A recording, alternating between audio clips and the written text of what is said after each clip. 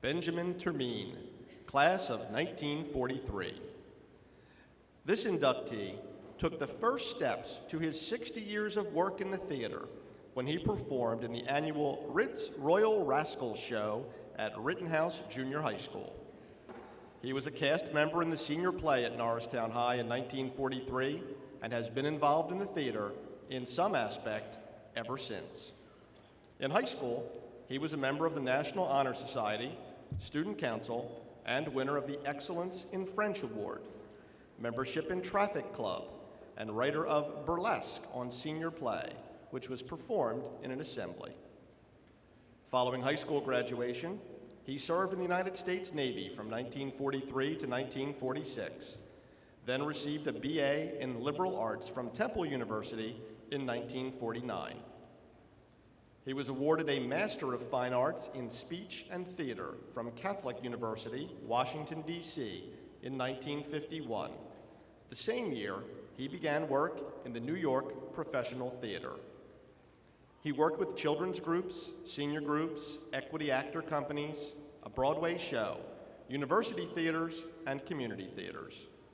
From 1952 to 1959, he was an instructor for the American Theater Wing in New York City for Broadway returning veterans. In 1957, he served on the Tony Awards Committee. He was chosen by the New York City Actors Equity Committee to direct an Actors Showcase production featuring a young James Earl Jones in a reading of The Congo. He was a professor of speech and theater at John Jay College of Criminal Justice at City University of New York, where he was director of drama from 1969 to 1979 and chairman of the speech and theater department from 1972 to 1978. In 1972, he pioneered classes designed to improve police-community relations, instructing policemen in drama to teach recruits family crisis intervention techniques. He retired from John Jay College of Criminal Justice in 1986. He was listed with the Outstanding Educators of America in 1974 and twice listed in the Encyclopedia Americana Annual for major events in police education for university productions of Franz Kafka's The Trial and Aristophanes' The Birds. Presently, he is pioneering neurobics, exercises for the brain for seniors, using drama techniques in Clearwater, Florida, where he resides. Let's welcome Benjamin Termine to the Norristown Area High School Hall of Fame.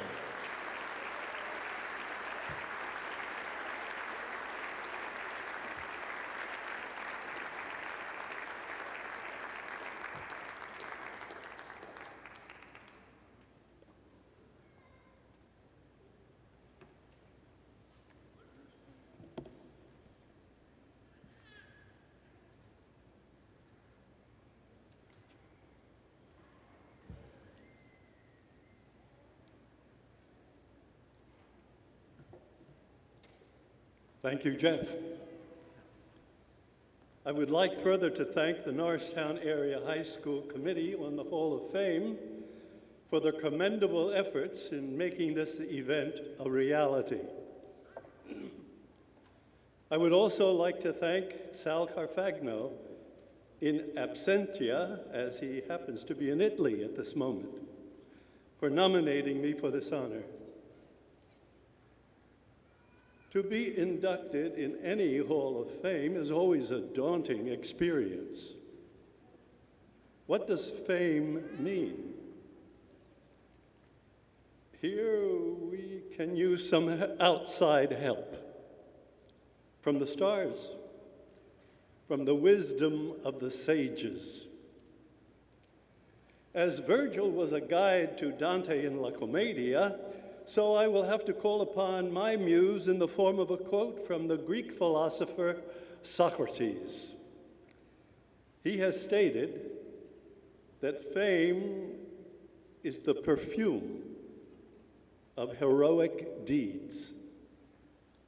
Okay, let's see where that takes us.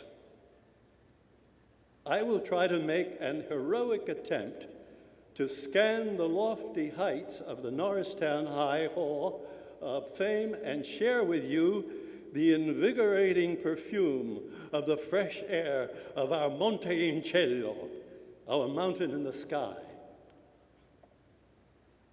Heroic deeds, they do not take place in limbo.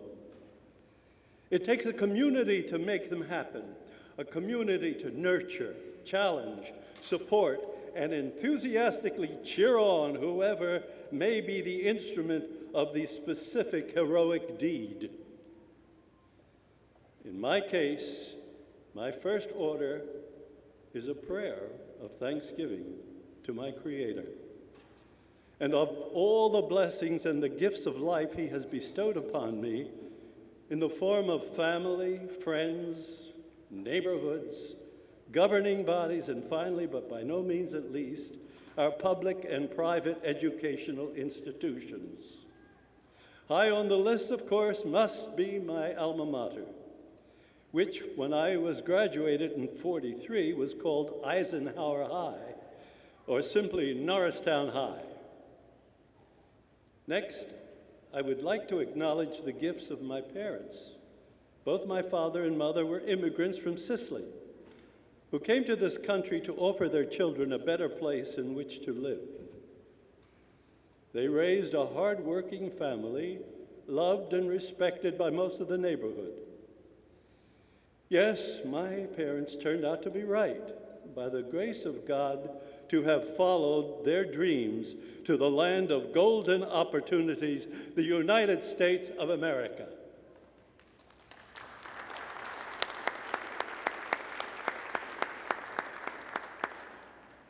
In my gratitude for family, I would be remiss if I were not to mention a woman and a nun whose gifts to the community included service as principal and mother in the educational system for many years.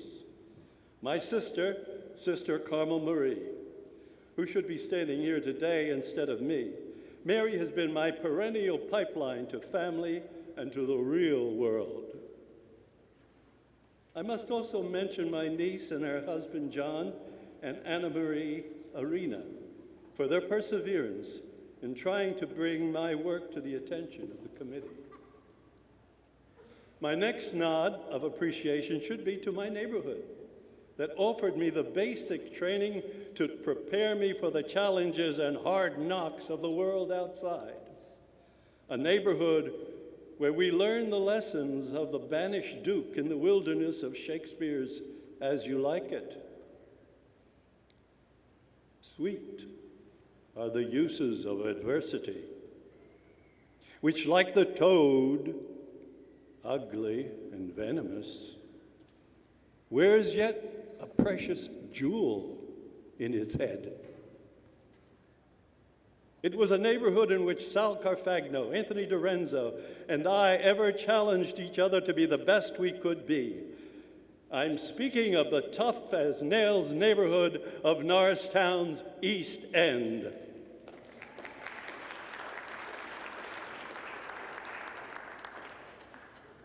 Finally, and by no means the least, I must point out the dedication and inspirational gifts of my teachers at Norristown High.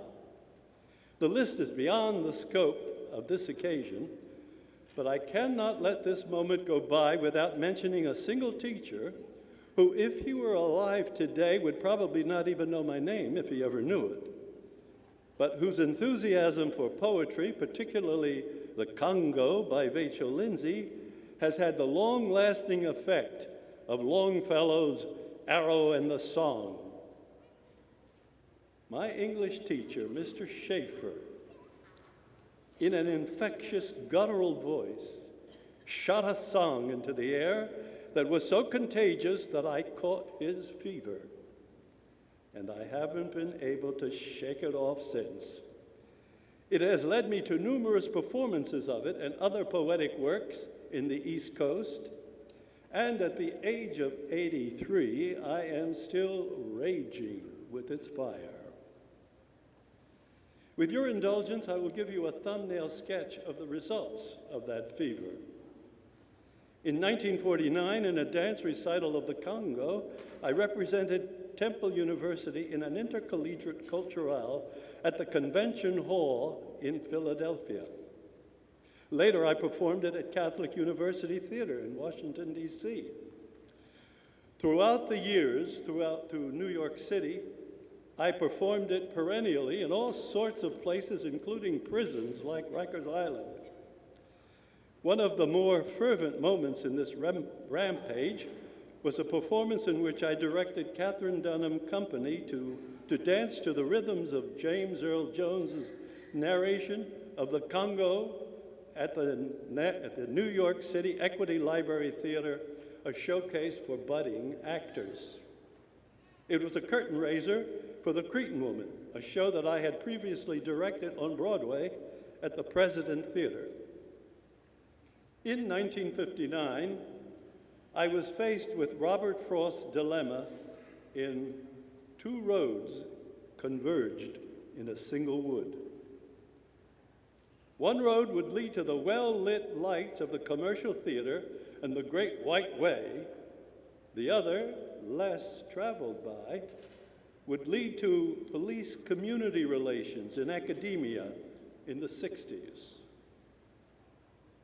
Sometimes I wonder if it was under Mr. Schaefer's long-lasting influence that I decided to choose the road less traveled by, that I chose to take his Olympic torch in the marathon of enlightenment in the good race, to borrow from the words of St. Paul, so I could relay it to my students who would in turn relay it to theirs. I became the first chairman of the Speech and Theater Department of John Jay College of Criminal Justice in the City University of New York. As I look back, I am reminded of Frost's words, and that choice made all the difference. When I retired 25 years later and was honored with a lifetime title of Professor Emeritus of the college, I still had enough fire in my veins to want to continue to carry Mr. Schaefer's torch. I performed narrations in various concerts in Woodstock, New York, and toured in Florida in a one-man show with the Congo with Poe's The Raven. In fact, last month, my salon on Poe, with a prelude of Italian art songs sung in Italian at Regency Oaks of Clearwater, Florida, played to capacity-filled salons and received standing ovations for all performances. I have been scheduled for an encore performance when I return in Florida this month on November 20th. I'm sure many of us have similar and more interesting stories to tell, but I just could not let this moment pass by without acknowledging how far a teacher's dedication and enthusiasm in my high school years would lead me in my ascent to the perfume of heroic deeds, this Hall of Fame of Norristown Area High School.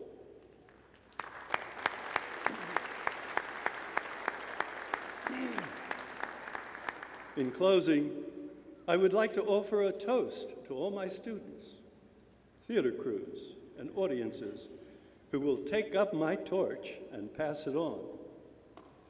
There are thousands who have helped me grow personally as well as professionally.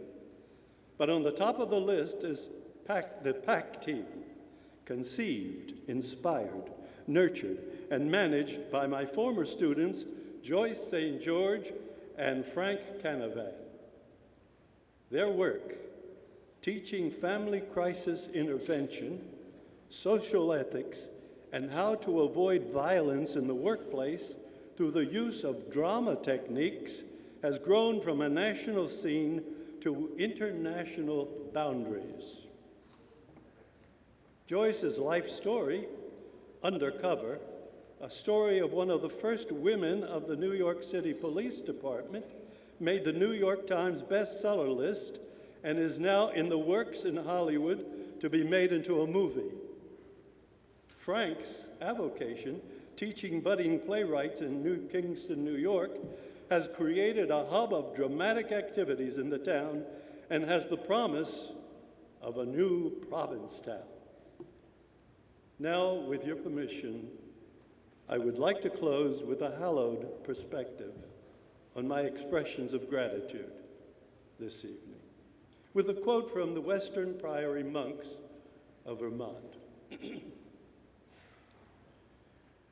There is an energy in us which makes things happen when our lives touch each other. And we have to be there and let it happen. When the time for our particular sunset comes, our thing, our accomplishments won't matter a great deal, but the quality and care with which we have loved one another will speak with vitality of the great gift of life we have been to each other. Thank you.